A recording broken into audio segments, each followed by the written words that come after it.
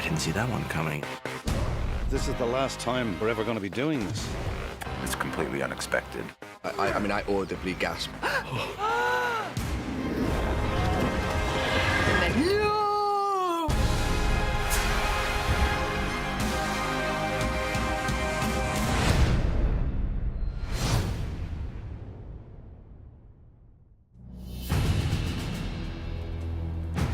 First episodes of every season are always a challenge. But for the final season, it was a lot of pressure because we had all these characters convening at Winterfell.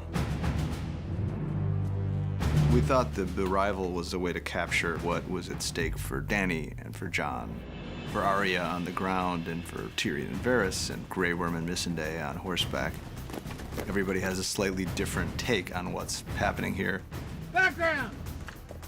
Action! David Nutter directed half the season for us, and there's no more beloved director in the business. Usually a director on Game of Thrones will shoot for 3 days, then he has 2 days prep, and then he maybe shoots for a full week, but Nutter just had to go all out for 8 or 9 weeks of shooting. I was so happy that he was back for the final season. David Nutter really felt like part of the family. We shot a lot of the parade stuff at the end of the year where we had kind of the 2 shortest days of the year. And then we came back and it kind of brought some scope to it. Winterstown is a settlement just outside of Winterfell, and so that road was snowed. We built the little buildings that led up the road. It was completely redressed to be the Winterfell little town. It's basically a huge parade. The ADs sort out background, villagers, reactions, so you're actually working with the extras in a way so you're getting a performance out of everybody. We work with the military advisors, so all of these guys look professional, marching in step. When we tell them to do something, they do it. We teach them some very basic drill movements so they know how to stand. Everything's under a command, a whistle blast, so they get to learn to react in a military style, in a disciplined style. Anything that's on the page, we tend to show rather than just imply. If you're going to say you want to see thousands of Unsullied, then we have to show it. It's a significant, big scope moment. So the challenge was definitely to find ways to really make it seem like thousands are arriving. You have to have a vantage point from higher up. When I read the opening sequence and I saw this little boy running to try to see the parade and see the show and see what he's missing, I felt like that little boy, because I'd been gone for 2 seasons. So in some respects, I kind of was that little boy.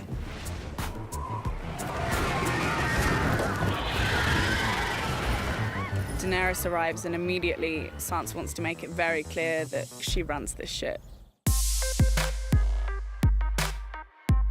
This is a tough crowd.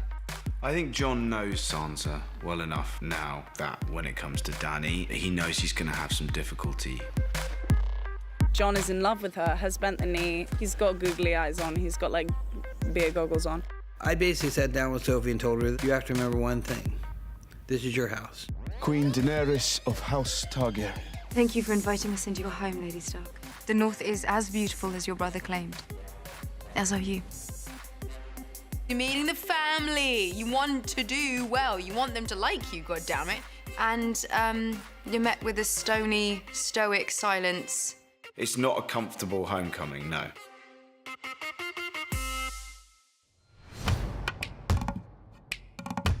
There were a lot of people on set, kind of like a giant game of Where's Waldo. In the first episode, a couple of our friends from the comedy world were in a scene. They gouged my eye out. They gouged my fucking eye out. They can put it back in, right? Right? Yeah. Benioff told me they would. When we found out that George Lucas wanted to visit, we thought maybe it was a practical joke, and then we were really excited and also nervous because it's George Lucas. Your sister doesn't like me. If it makes you feel any better, she didn't like me either when we were growing up. Now, Prince. For George to be sitting at my director's chair, that was so cool for me. I had George want to speak to Kit and Amelia. Okay, that was great. No direction for you. I don't really care about you. I don't care what happens to you. Yeah, what's going on? I mean, like the first time like I could remember telling stories was me as a little kid mashing together these like stormtrooper dolls. For so many of us, he's the one who started our obsession with this kind of big epic storytelling. And of course, Theon puts a cleaver through the rider Dave Hill's head. 3, 2, 1, go!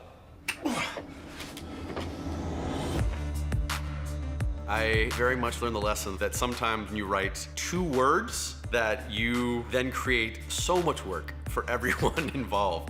Oh, I get an axe in the head. Simple enough. Next thing I know, I'm flying to London to go out to have my face sculpted, be wrapped in plaster and molded. The day of, I'm in a chair for 4.5 hours. It was great to see that we were basically going to get to take Dave Hill out, one of our writers.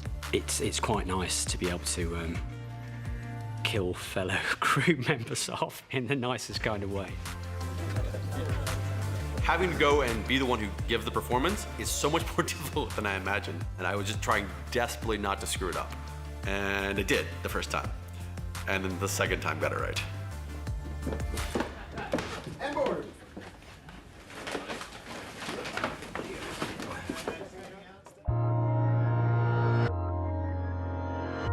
The Godswood tree is such an iconic piece of the show. To create that Godswood tree is a huge amount of effort. Every year it would have to be painted white, it would be coated in latex, a sculpted face would be applied to it. The greens team would go about adding branches to it with flocked red leaves that Kevin Fraser would paint up for us. It's a process where you take a flock, which is a fibre, and actually adhere it to the leaf on one surface. So obviously you got some quite interesting dynamics when things were lit and shot. You used to be taller. When I first got the scripts, there's like a bunch of lords and ladies talking, and I was thinking, are we ever going to get a scene together again?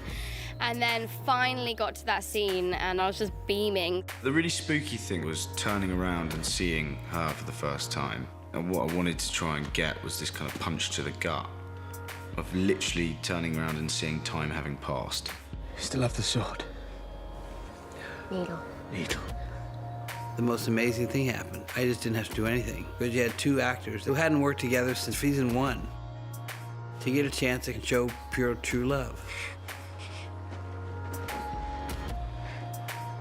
The one thing I've told the actors in season 8, the audience just want to see you breathe. To watch Kit grow as an actor on the show has been incredible, and I think the fans are going to love it, because I loved it. I hit you right in the face. I'm so sorry. Part of the fun of the episode was bringing back together all these characters. It's also the challenge of the episode because you don't want it to feel like it's, you know, just the reunion episode. Leave him be. The Hound and Gendry, we thought it would make sense for kind of the 1-2 punch of these 2 people who would serve very, very different roles in her life. Is that command, Lady Stark? Don't call me that. He still thinks that she's the same girl that he left beforehand. We've gotten better. Yeah, thanks. So have you. I think for Arya, it's remembering who she was before. I mean, you look good. Thanks. Like, I used to be that girl, and that's who I was in love with and thought I would just follow to the end of the world. The Hound Arya reunion, that's the thing we were most excited about writing. You left me to die. First, I robbed you. Everyone would hope that the reunion between Arya and the Hound would be laughs and giggles, but actually it starts off as like cold, because it's kind of the defense mechanism for both characters. You're a cold little bitch, aren't you?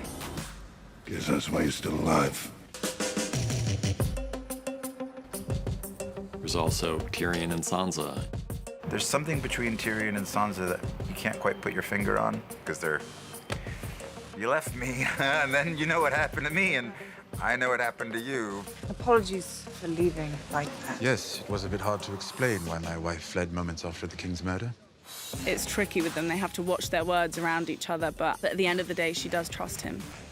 And at the very end, we have the silent reunion with Jaime and Bran. If he tells the rest of the clan the truth, I'm done. I'm dead.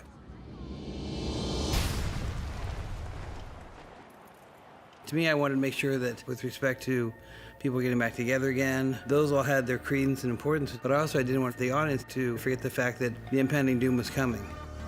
Hey, camera Mark. They're coming. There's no way around it. This is a great horror movie sequence that Dave Nutter directed the hell out of. Somehow, Beric and Tormund survived falling down that wall of ice. We find that it's strangely, there's blood everywhere, but there's no bodies. Stay back, he's got blue eyes! I've always had blue eyes. Did you find anyone? The scene in The Last Earth, we have a mandala of limbs and body parts the Night King has left behind, which form this kind of pattern. And in the middle of it, we have Ned Umber, who's basically pinned to the wall on a huge stake. Obviously, we know what happens to people who are killed by the Night King and the White Walkers. The young boy was suspended in a harness, and then to basically kill the White, Beric uses his flaming sword and takes out the White. We had to shoot that on a stunt guy called Paul Lowe, who was of a similar sort of stature to the actor playing Ned. Game of Thrones is the first time I done a full burn, so that's a nice tick. What I guess a lot of stuntmen want to have. And for that, because he was going to be engulfed in flames, we had to make a look-alike fire mask. Very good, you can hear me okay, yeah? I love what you've done with your hair. It's a message from the Night King. Being Beric Dondarrion, I'm always setting people on fire. You have the mask off, you talk through it, what the process is going to be. We'll roll the cameras, okay? The first 3, 2, 1 will be to light the sword. Then it'll be 3, 2, 1, action for Nick to stab you.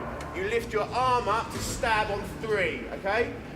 On action, he's going to stab you. Hold this position like this. When you hear me start to count, that's when you start to react.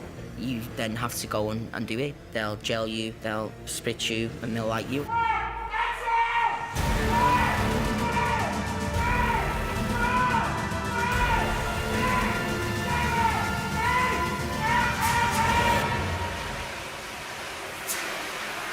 You have an idea of what it's going to be like, but when I was set on fire, you've only got these little small eye holes. All I could see were little flicks in my eyes of like a little bit of red. And the first time they done it, and it went over and they put me out, and I said, was I on fire?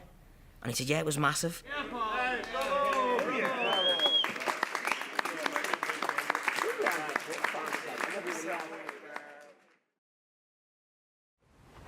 You've completely ruined horses for me. It almost seemed like he knew where I wanted to go. You're quite... Fuck's sake. We're shooting in Iceland. Isn't it beautiful? We only have about 6 hours of light, so we all come out about 3 hours before the sun rises. Grip and Electric had to lay about a 40-foot track. Our art department was laying down all the bones for our nest for our dragons.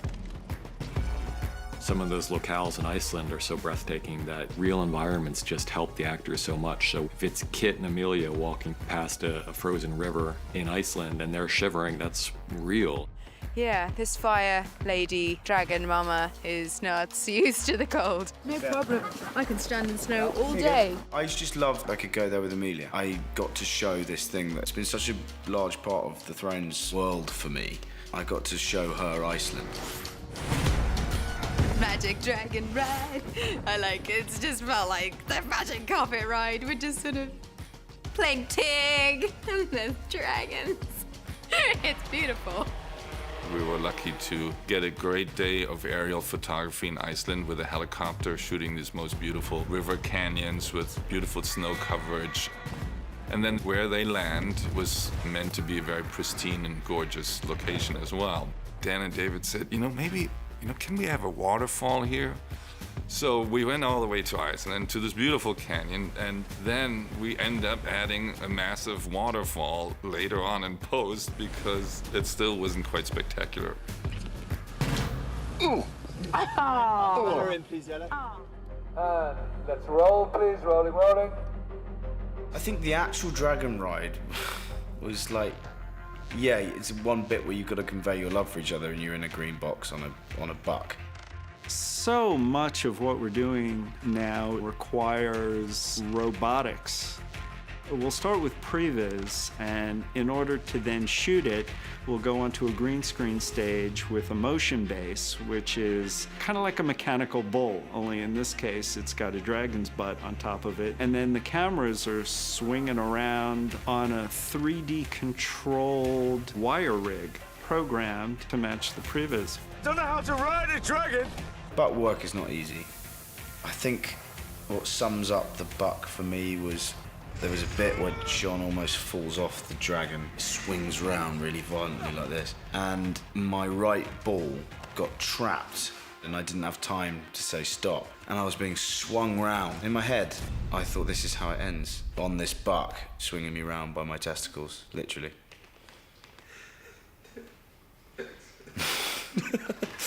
Sorry. Probably too much information.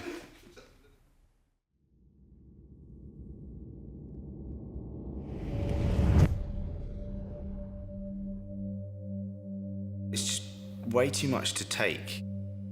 I was joking with John of like, how do you receive all those bits of information? How do you possibly try and act that when they've got death raining down on them?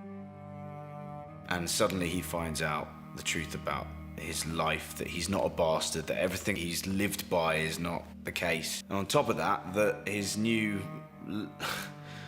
love of his life is his aunt. Like, I mean, I was like, oh, come on, this is an impossible task. I wasn't a king. But you were. You've always been. He wouldn't want to hurt John with it. He would only tell John that if it was the truth. If there's one thing he knows about Sam, he knows that Sam is a stickler for facts, and Sam is very literal. You've never been a bastard. You are Aegon Targaryen, true heir to the Iron Throne. The way to get round it was disbelief, like Sam's gone mad. What are you talking about? Quickly followed by it making sense and anger. You're the true king. Aegon Targaryen, 6th of his name, protector of the realm. All of it. I don't care if you're my best friend in the world, I will knock you out. How dare you tell this to me? My father was the most honorable man I ever met. Your father, Ned Stark, he promised your mother he'd always protect you. And he did. Robert would have murdered you if he knew. And the truth that Samwell tells John is probably the most incendiary fact in the entire world of the show. Ned Stark understood how dangerous the truth about John was, and that's why he protected John from it. You gave up your crown to save your people. Would she do the same?